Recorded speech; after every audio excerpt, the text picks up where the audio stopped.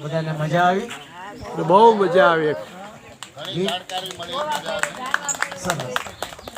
Unofficially કેટલાય પાંદડા ઉપાડ્યા? કોકે પાંદડા ઉપાડ્યા, કોકે ફળ ઉપાડ્યા. આ વખતનું મને યાદ છે, બેને ઘણી બધી મને વાત કરી હતી એ ઝાડવા સાથે કેટલા સંલગ્ન છે. આ સાહેબની વાડી, ત્યાં એના છત્રછાયા નીચે આપણે આવ્યા છીએ, આપણે બધા વડીલો. એકચ્યુઅલી આ કાર્યક્રમ તો આ સ્કાઉટવાળાનો હતો આજ સવારથી, પણ અનુસંધાન કાંઈક કામ આવ્યું ને એ ન થઈ શક્યા ને આપણે એમાં જોડાઈ ગયા અને એનો આનંદ લઈ રહ્યા છે આપણને. કારણ કે તમારા બધાના ફેસ જોઉં છું વારંવાર થાય છે કે તમને એમાંથી તમે ઘણું બધું જાણ્યું છે. આ બધું જાણીને જીવનમાં ઉતારવું એ જ આપણા શિબિરનું મહત્ત્વ છે. તમે કેવી રીતે લેશો એ ખબર નહીં, પણ જે ચેન્જ આપવાની વાત કરીએ છીએ એ આવી બધી વસ્તુઓ જોઈને પર્યાવરણિક જે ચેન્જ કહે છે એ આ છે. નલિનભાઈ એક શૈક્ષણિક સંસ્થા સાથે જોડાયેલા ભાવનગરનું બહુ મોટું માથું છે. એમના દ્વારે આપણે આવ્યા છીએ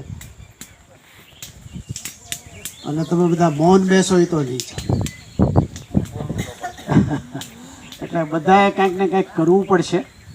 હું પહેલાં બેનને કે સાહેબને વિનંતી કરીશ કે એ થોડુંક કે પછી આ બાળકો એમનો રસપાન કરી લે, પછી એમાંથી એમને કંઈક એક કે બે કમલેશભાઈ આપવું છે ને, એમને કંઈક ગીત ગાવા છે એ ગાય. પછી આપણે એક આપણામાંથી કોઈ હોય તો 6:30 સુધીનો ટાઈમ છે આપણી પાસે, અને પછી એક નાનો રાસ લઈ લઈશું. એ તમે જ લેજો, અમે કોઈ કાંઈ નહીં કરીએ, અમે જોશું. બરાબર? વ્યવસ્થા પંડ્યાભાઈ કરશે બાકીની મ્યુઝિકલ. બાકીનું બધું તમારે ઊભા થવાનું કોઈ કહેશે નહીં, ઊભા થાવ હાલો એવું કાંઈ નહીં થાય. તો વિનંતી કરું છું સાહેબને, બેનને. ઓકે.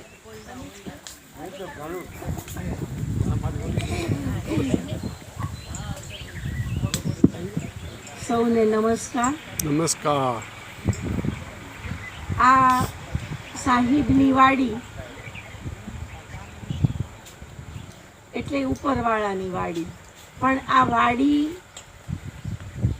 લોહી રેડાયા છે પછી આવી સુંદર થઈ છે.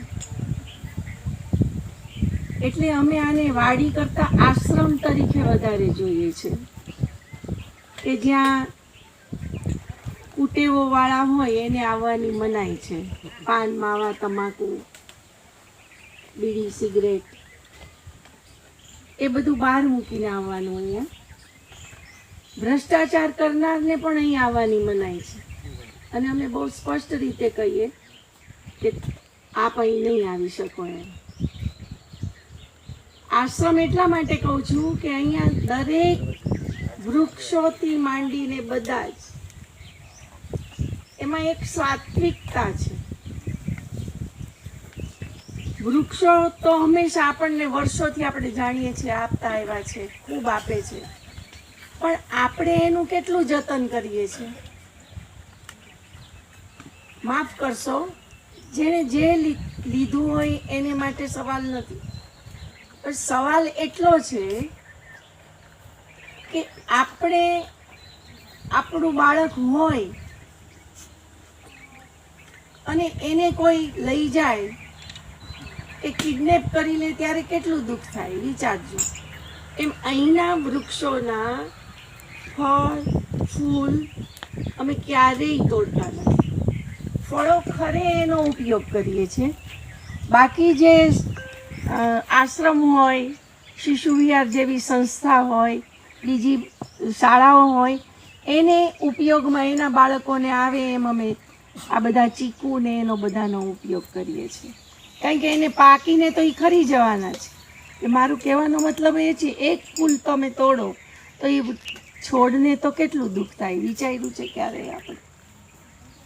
અને વૃક્ષ છે ને એ આપણને એટલું બધું આપે છે, એટલી બધી શાતા આપે છે કે દરેક વૃક્ષને પોતાની વિશેષતા છે.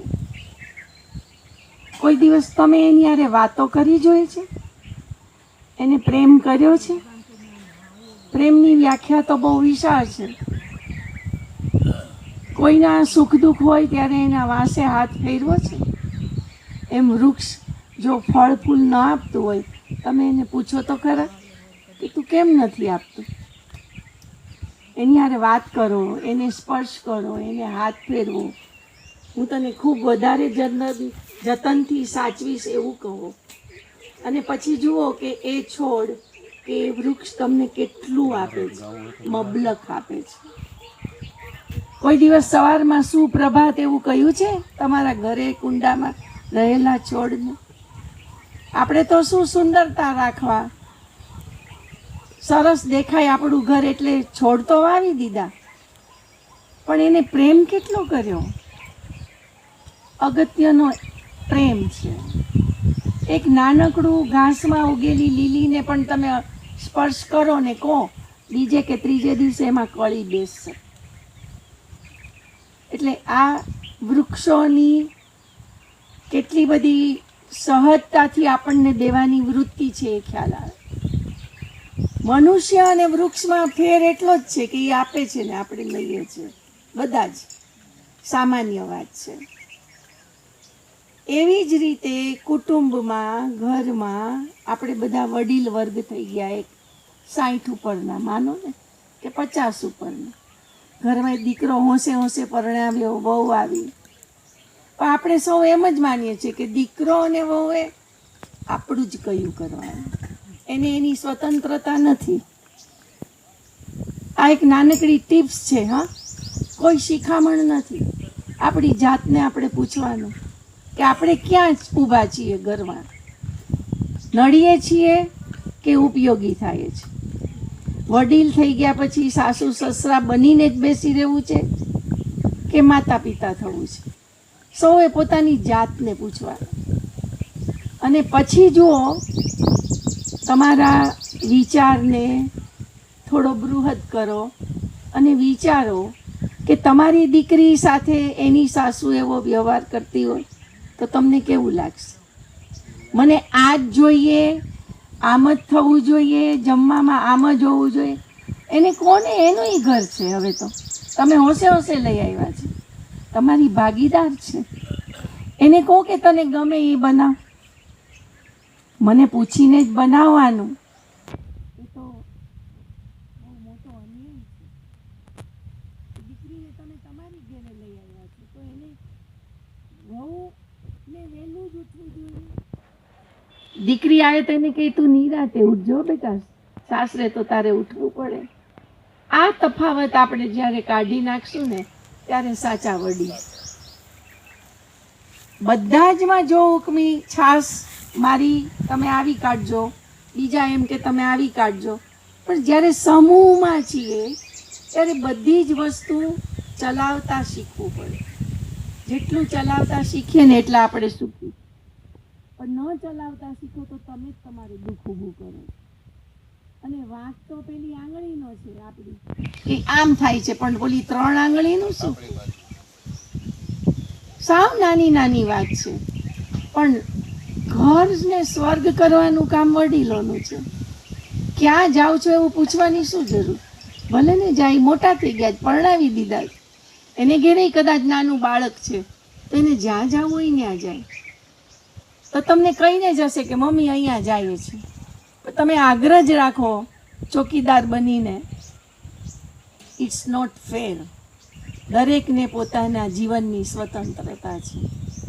અને એકવાર કરી જુઓ, એકવાર છોડી જુઓ, છોડીએ ને એટલું પામીએ. દઈએ એનાથી ઈશ્વર હંમેશા અનેક ગણું આપણને આપે છે. આ જો આપણા મનમાં એકવાર આવી જાય ને તો જે દેવાની મજા છે ને એ લેવાની મજા નથી.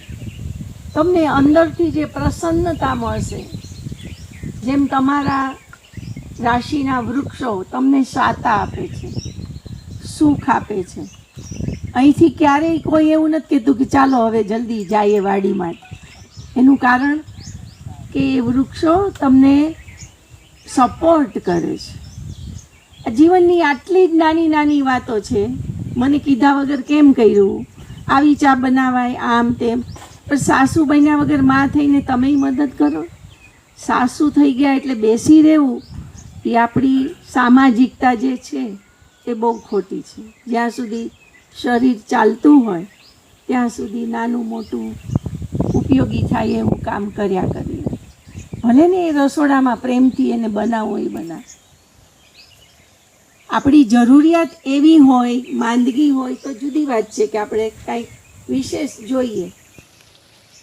પણ જ્યારે આપણો અહંકાર સાસુપણાનો કે સસરાપણાનો કે અધિકાર એને કહેવાનો આપણો જ છે એવું માનીએ છીએ, ત્યારે કુટુંબ સ્વર્ગમાંથી નરક બની જાય છે. અને આપણે બધા એ ઉંમરે પહોંચેલા છે કે દરેકના ઘરમાં દીકરી પણ પરણેલી છે, દીકરો પણ પરણેલો છે. વહુ ને દીકરી કરવા માટે પહેલાં તમારે માં થવું પડશે. યશોદા થાવ તો એ આપોઆપ દીકરી થશે. પણ તમને સાસુ રહીને એને દીકરી બનાવી છે એ તો શક્ય નથી. સસરા કરતાં પિતા બનીને બાજુમાં ભલે ને આવીને વહુ આપણી જોડે હિંચકે બેસે, એમાં શું વાંધો? મર્યાદાઓના નામે આપણે એટલા બધા દબાણો ઘરમાં ઊભા કરીએ છીએ કે જેને કારણે એની જિંદગી ને આપણી જિંદગી ખરાબ થતી હોય છે. આ ટિપ્સ જ છે ખાલી. કોઈ જગ્યાએ કોઈ ઓલા જુદા ભાવથી હું નથી કહેતી, પણ ઘણીવાર આપણે ભૂલી જઈએ છીએ ને આપણે જુદા કંઈક હોઈએ છીએ. ઘરમાં બહાર જુદા હોઈએ નહીં, આપણે બહાર પણ હોઈએ એ જ ઘરમાં રહીએ. અને પછી જુઓ કે સ્વર્ગ અહીંયા જ છે, સુખ અહીંયા જ છે, સંતોષ અહીંયા જ છે. જ્યાં સુધી સંતોષની રેખા આપણે નહીં બાંધીએ ત્યાં સુધી બધા જ દુઃખી. અને દુઃખ ઊભું કરનારા આપણે પોતે જ હોઈએ છીએ, બીજા નથી કરતા દુઃખ. માનીએ છીએ કે આ આપણને દુઃખી કરે છે. આપણો સ્વભાવ આપણને હેરાન કરે છે અને એમાંથી દુઃખ ઊભું થાય છે. એટલે જ્યાં જઈએ ત્યાં સરસ મજાનું સ્વર્ગ જ રચીએ. અહીંયા આવો તો પણ સ્વર્ગ, ઘરે જાઓ પણ સ્વર્ગ. અને આટલું ઈશ્વરનો આભાર માનવાનું તો બહુ અગત્યનો છે એમાં, કે દરરોજ આપણે એમ કહીએ કે વાહ પ્રભુ, તું અમને દસે દિશાએથી શુભ વિચારો દેજે.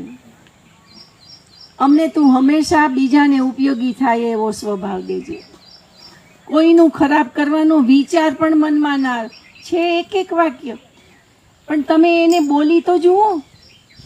તમે જેટલું સારું બોલશો, આટલી ઉંમરે અમને આટલા સ્વસ્થ રાખ્યા છે એને માટે પણ આભાર. આવું કુટુંબ આપ્યું છે એને માટે પણ. નેગેટિવિટી એક પણ નહીં, એક પણ ખરાબ વિચાર નહીં. અને પછી જુઓ કે તમારા શરીરના બધા જ સેલ આ જ રીતે કામ કરશે. જેટલું તમે નેગેટિવ બોલશો એ સેલ તમારા આખા શરીરમાં તમને નેગેટિવિટી લાવે છે. જેટલું સારું બોલશો એટલું આખું સેલ તમારા શરીરનું આટલું જ ઉત્તમ કામ કરશે. તો આ જીવનની મજા છે. જેટલા સેલ સરસ, જેટલા ઓરા સરસ આપણા, એટલું આપણું જીવન સમૃદ્ધ. નહીંતર પછી દુઃખ તો આપણે ઊભું કરેલું છે. એટલે મને એવું લાગ્યું કે આવી નાની નાની વાતો ભેગા મળીને એકબીજાને શેર કરીએ અને ક્યાંય કોઈકને ઉપયોગી થાય અને જીવનનો રસ્તો બદલાઈ જાય. એટલા માટે મેં આટલી ટિપ્સ ખાલી તમને કહી છે. Thank you. આભાર બેન. અમારા વડીલો ને સરસ મજાની તમે બે પ્રાકૃતિક અને આનંદમય જીવન જીવવાની સરસ મજાની વાત કરી. સ્કાઉટના બાળકોને કહીશ કે એમને એમનું જે કાંઈ રજૂ કરવાનું હોય. કમલેશભાઈ કોણ છે?